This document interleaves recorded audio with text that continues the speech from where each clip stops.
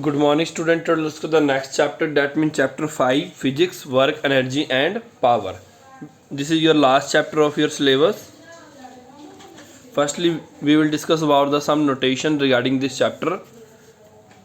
सबसे पहले बच्चे मास को लिखेंगे m से, डिस्टेंस को स्मॉल s या कैपिटल S पर याद रखना स्मॉल या कैपिटल। अगर स्मॉल यूज़ करोगे तो ऑलवेज स्मॉल यूज़ करना, या तो आप मत यूज़ करना, मैं जो आपको बता दूंगा या स्मॉल या कैपिटल वही सिंबल आपने यूज़ करना है इंटायर सिलेबस में। ठीक है बेटा, सिलेबस समझ रहे हो ना मेरी बात। जब मतलब पिछला भी एक चैप्टर है हमारे, मतलब फिजिक्स के तकरीबन चैप्टर में ये फार्मूलेस यूज़ करते होते हैं। ठीक है, जो हम पीछे से यूज़ करते आ रहे हैं हमने आगे भी वही यूज़ करना। फोर्स को स्मॉल या कैपिटल से, एक्सेलरेशन ए से, वेलोसिटी वी से, फाइनल वेलोसिटी वी से, इनिशियल यू से। ठीक है, radius of earth R E से, ग्रेविटेशनल कांस्टेंट जी से, हाइट एच से, वर्क डब्ल्यू से, टाइम टी से, काइनेटिक एनर्जी को के ई से भी यूज़ करते हैं, के डॉट ई या ई के आई एन का मतलब काइनेटिक।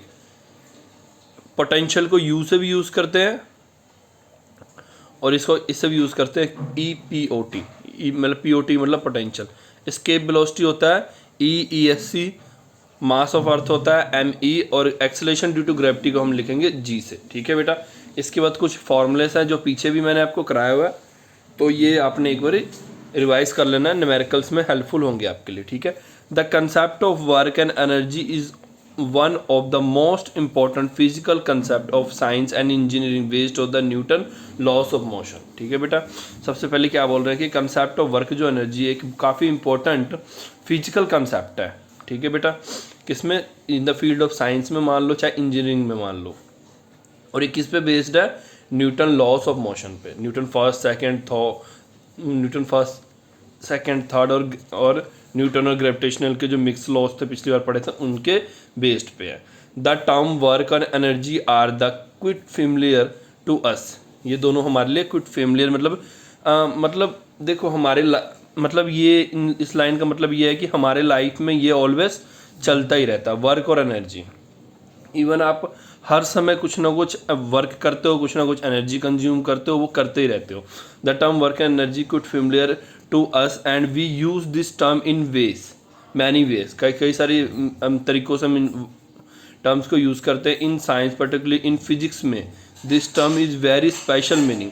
देखो बेटा, साइंस और स्पेशली फिजिक्स जो अभी हम पढ़ रहे हैं, साइंस का एक स्ट्रीम होता है फिजिक्स, पता है ना आपको, फिजिक्स केमिस्ट्री और बायो होते हैं, 3 स्ट्रीम होते हैं साइंस के, जिनमें से अभी हम फिजिक्स पढ़ रहे हैं। इनमें इसकी काफ़ी स्पेशल मीनिंग है, क्योंकि जितने भी न्यूटन्स के लॉ फिजिक्स में आते हैं और ये सभी यूज़ कहाँ होते हैं, फिजिक्स में ही यूज होते हैं। For example term work is common us means activity. Term work का मतलब क्या होता है, वर्क का मतलब होता है कुछ ना कुछ एक्टिविटी करना, वही बहुत मेंटल और फिजिकल एक्टिविटी, चाहे वो मेंटल हो चाहे फिजिकल, कुछ भी हो सकता है, but in physics it is not. ठीक है, मतलब क्या कर रहे हैं, द टर्म वर्क का मतलब क्या था, कुछ एक्टिविटी मेंटल या फिजिकल, बट फिजिक्स में ऐसा कुछ नहीं होता। ठीक है, मतलब the term energy usually associate with work, और टर्म एनर्जी भी वर्क से एसोसिएट है। Anyone who can do more work it's said to be more energetic. हम क्या बोलते हैं, जो ज़्यादा काम करता है वो ज़्यादा एनर्जेटिक है। ठीक है, और ये डेफिनेशन किसके बेस पे, उसके वर्क के बेस पे।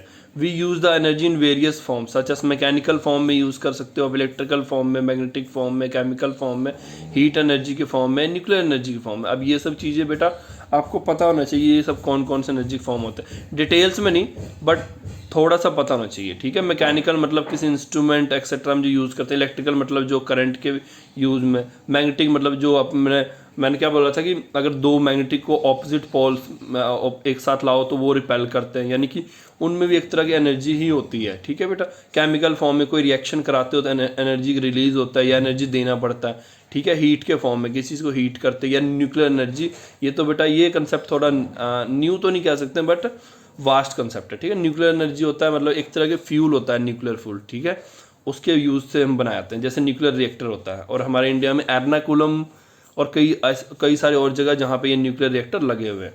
ठीक है, और ये कंटिन्यूस 24 घंटे इलेक्ट्रिसिटी प्रोड्यूस करते हैं। The use of chemical energy for doing work lies on the use of coal, gas और फूड। ठीक है बेटा, ये क्या बोल रहे हैं कि हम जो क्या बोल रहे हैं, यूज़ ऑफ केमिकल एनर्जी कुछ काम करने के लिए, लाइस इन द यूज़ ऑफ, किस फॉर्म में उसको यूज़ करते हैं, चाहे कोल हो, गैस हो या फूड हो। ठीक है बेटा, फूड हमारे बॉडी के लिए, गैस खाना बनाने के लिए, कोल भी किसी न किसी टाइप की एनर्जी क्रिएट करने के लिए। ठीक है, अब यहाँ ये मत पूछने लग पड़ना फर्स्ट फूड कैसे एनर्जी क्रिएट करता है। हम खाना खाते हैं, वो ग्लूकोज में ब्रेक होता है, वो एनर्जी में कन्वर्ट होता है। ठीक है, in this chapter we define the work and consideration relationship with mechanical energy. ठीक है, फर्स्टली हम पढ़ेंगे बेटा वर्क क्या होता है। Work in the scientific term, work क्या होता है, work is done when the force acting on a body. सीधी सी बात है, वर्क क्या होता है, वर्क इज डन, वर्क तभी होता है जब कोई फोर्स को हम यूज़ करते हैं किसी बॉडी पे टू प्रोड्यूस डिस्प्लेसमेंट। ठीक है, work is done acting on a body to produce displacement. अब डिस्प्लेसमेंट का तो वर्ड पता ही है ना आपको, डिस्प्लेसमेंट का मतलब क्या होता है, इन इट। ठीक है बेटा, वर्क तभी होगा जब फोर्स लगाएं किसी बॉडी पे ताकि डिस्प्लेसमेंट हो उसके अंदर। ठीक है, work is said to has been done by the agent applying in this force.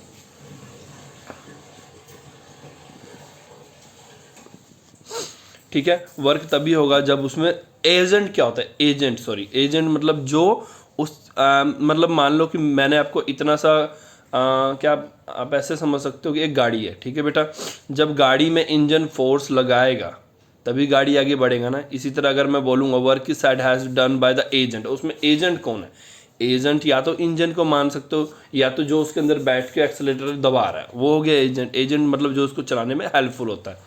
For example when a, अगर कोई बच्चा फुटबॉल को किक मारता है वो मूव करना शुरू कर देता है, इसका मतलब बॉय क्या हुआ, कोई ना कोई वो जो लड़का है छोटा सा वो क्या कर रहा है, कोई ना कोई काम कर रहा है। ठीक है, कोई ना कोई वर्क कर रहा है।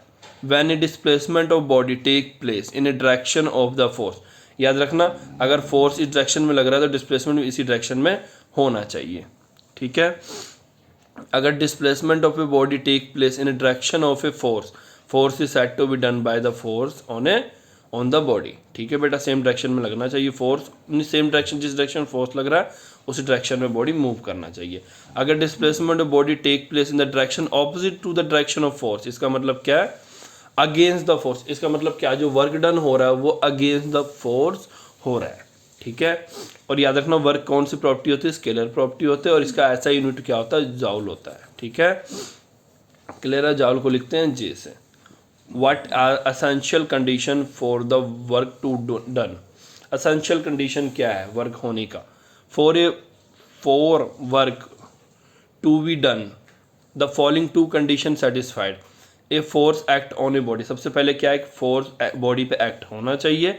दूसरा क्या है, the body should be move in the direction of force, इसका मतलब क्या है बेटा, बॉडी डायरेक्शन ऑफ फोर्स और ऑपोजिट टू इट मूव करना, या तो उसके देखो या तो जिस डायरेक्शन में मान लो इस डायरेक्शन में मैंने फोर्स लगाया बॉडी भी इसी डायरेक्शन मूव कर रहा है, या तो इसके ऑपोजिट जिस डायरेक्शन फोर्स लगा उसके ऑपोजिट बॉडी मूव कर रहा है। तो अगर ऐसा कुछ हो रहा है इसका मतलब कोई ना कोई वर्क हो रहा है। The point of application in the force should move in the direction of force और opposite to it on other one, मतलब देखो बेटा बॉडी का डिस्प्लेस होने से मतलब है, यानी कि बॉडी का अपना पोजीशन चेंज करने से मतलब, अगर आपने फोर्स लगाया और बॉडी ने अपना पोजीशन चेंज कर लिया, चाहे वो फोर्स के डायरेक्शन में हो या फोर्स से ऑपोजिट हो।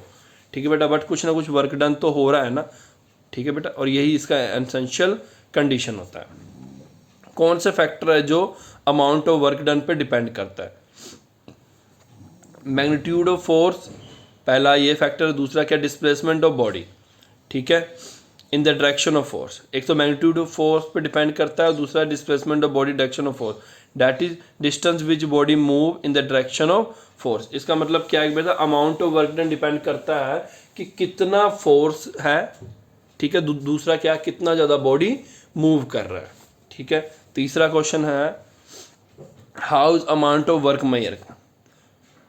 सबसे पहले बेटा अमाउंट ऑफ वर्क कितना है उसको मेयर करने का, उसको मेयर करना तो आप कैसे मेयर करोगे, द फोर्स अप्लाइड, कितना फोर्स अप्लाई हुआ है उसको मेयर कर लो, डिस्प्लेसमेंट कितना हुआ बॉडी में उसको मेयर कर लो, angle between the direction of force and displacement of body.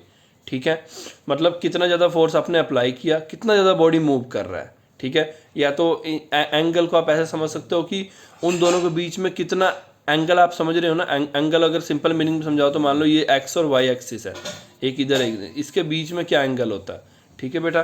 तो इसका मतलब क्या है कि जब बॉडी डिस्प्लेस किया तो उसकी एंगल कितना बन रहा है, angle between the distance direction of force and displacement हो, कौन सा डायरेक्शन में बॉडी मूव कर रहा है और उसका डिस्प्लेसमेंट कितना है, ठीक है, उनके बीच में एंगल कितना है, वो उसकी बात कर रहे हैं। Depending upon the angle between the direction of force and the displacement following cases become possible, ठीक है बेटा। अगर एंगल के बेसिस पे देखेंगे तो कुछ केसेस फर्दर पॉसिबल होते हैं। जैसे पहला क्या है, when the body move in the direction of force. देखो बेटा इसमें कुछ केसेस क्या है, या तो बॉडी उसके डायरेक्शन में मूव होगा फोर्स के, या तो उसके ऑपोजिट डायरेक्शन में मूव होगा, ठीक है। अगर बॉडी मूव करेगा when the force F applied on a body and the body move through a distance S in the direction of force, तो क्या होगा, अमाउंट ऑफ वर्क डन। देखो बेटा अगर बॉडी कभी भी उसी डायरेक्शन में मूव करेगा जिस डायरेक्शन में हम फोर्स लगा रहे, तो अमाउंट ऑफ वर्क डन किसके बराबर होगा, force into displacement in the direction of force, ठीक है बेटा। As the body move straight line in a particular direction displacement and the distance are same. याद रखना अगर फोर्स इसी डायरेक्शन में लग रहा है और बॉडी मूव भी इसी डायरेक्शन में कर रहा है और सीधी मूव कर रहा है, तो इसका मतलब क्या है कि बॉडी उतना ही दूर, बॉडी का डिस्प्लेसमेंट और डिस्टेंस क्या होगा, सेम होगा, ठीक है बेटा, क्योंकि बॉडी भी स्ट्रेट लाइन पे एक ही तरफ मूव कर रहा है फोर्स लगने के बाद। तो हम क्या लिख सकते हैं फिर इसको, तो बच्चों हम इसको लिख सकते हैं वर्क डन बराबर होता है फोर्स इनटू डिस्प्लेसमेंट, कि कितना वर्क डन किसके बराबर होगा, कितना फोर्स हुआ और उससे बॉडी कितना ज़्यादा आगे डिस्प्लेस हुआ या मूव हुआ। बच्चों एक चीज़ याद रखना, ये चैप्टर आपके फिजिक्स के लिए काफ़ी इंपॉर्टेंट है। जो आप फिजिक्स पढ़ोगे ना, ये जो कुछ 3-4 चैप्टर आप 9th के पढ़ रहे हो ना, ये सभी के सभी चैप्टर्स आपके +1 में जाके काम आएंगे। सो इनको अच्छे से याद कर लेना, ठीक है, अच्छे से बेसिक, ये बेसिक्स है आपके, अभी समझ लोगे तो उस टाइम आपको प्रॉब्लम नहीं होगी, वहाँ पे सीधे ही वर्ड यूज होगा W = F/S, W work done, force और डिस्प्लेसमेंट, ठीक है। और यूनिट ऑफ वर्क की बात करें, when A work done by the force when a body move A distance 5 नहीं है, distance in the direction of force, तो याद रखना वर्क बराबर होता है force into distance, force into distance, और डिस्टेंस को हम लिखते हैं S से, ठीक है, इसलिए W = F/S लिखा ऊपर, ठीक है। और इसको हम इसका ऐसा यूनिट, अब फोर्स के ऐसा यूनिट देखेंगे, यूनिट ऑफ वर्क डिपेंड करता है यूनिट ऑफ फोर्स और डिस्टेंस। यूनिट ऑफ वर्क किसका इस पर डिपेंड करता है, unit of force and distance पे। इन द ऐसा यूनिट, फोर्स को किससे लिखते हैं, न्यूटन से, और डिस्टेंस किससे लिखते हैं, मीटर से, यानी कि यूनिट ऑफ वर्क क्या हो गया, newton metre square, newton metre, ठीक है बेटा। यूनिट ऑफ वर्क क्या हो गया, न्यूटन मीटर, ओके। और वर्ग का यूनिट क्या होता है, जाउल। इसका मतलब हम बेटा इसको देखो, ये वर्क का यूनिट क्या होता है, जाउल, वर्क का यूनिट क्या होता है, जाउल। तो अब इसको 1 जाउल = 1 न्यूटन = 1 मीटर, ये इसका यूनिट हो गया, ठीक है। आपने क्या करना है, वर्क का यूनिट यहाँ लिखो, न्यूटन का यूनिट यहाँ लिखो, मीटर का यूनिट यहाँ लिखो, और इनको सॉल्व कर दो, आपका आंसर आ जाएगा, ठीक है। क्लियर है, ओके बेटा, बाकी हम नेक्स्ट लेक्चर में करेंगे। Thank you for today.